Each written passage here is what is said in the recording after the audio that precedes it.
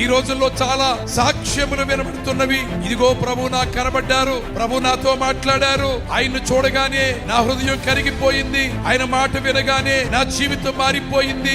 కేవలం దేవుని సన్నిధికి వచ్చి ఓ చిన్న మాట ప్రార్థన చేసుకుని వెళ్ళిపోవడం కాదు, కానీ బైబిల్ చదవండి, యేసు ప్రభు మాటను చదవండి, ఏకాంతముగా దేవుని సన్నిధిలో గడపండి. దేవుని రాజ్య సంబంధులారా, వెలుగు సంబంధులారా, దేవుని రాజ్య నివాసులారా, మీరు బలహీనులు కాదు, మీరు బలవంతులు.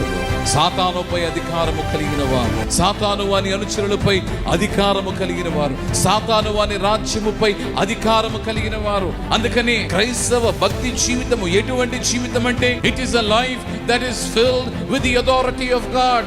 దేవుని అధికారముతో నింపబడిన జీవితము క్రైస్తవ భక్తి జీవితము.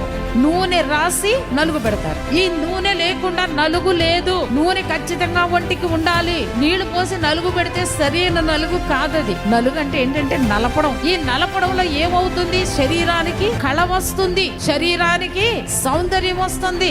దేవుడు కూడా ఏం చేస్తాడంటే మరి చేదైనటువంటి శ్రమల వలన నలుగు పెడతాడు. నలుగు చేదు కష్టాలని నలుగు, బాధలని నలుగు పెడతాడు. ఈ నలుగంతా లేకపోతే భక్తురాలికి కానీ భక్తునికి కానీ ఆత్మ సౌందర్యం రాదండి.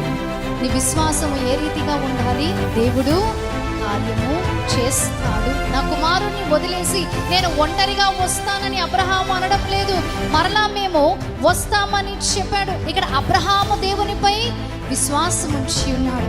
ఒకగానొక కుమారుణ్ణి తీసుకుని వెళ్ళి ఉన్నాడు. నేను మరలా వస్తానని చెప్పాడు, దేవుడే చూచుకుంటాడని చెప్పాడు. తన ఒకగానొక కుమారుని దేవుని కొరకు ఇవ్వడానికి ఆయన వెనుకాడలేదు.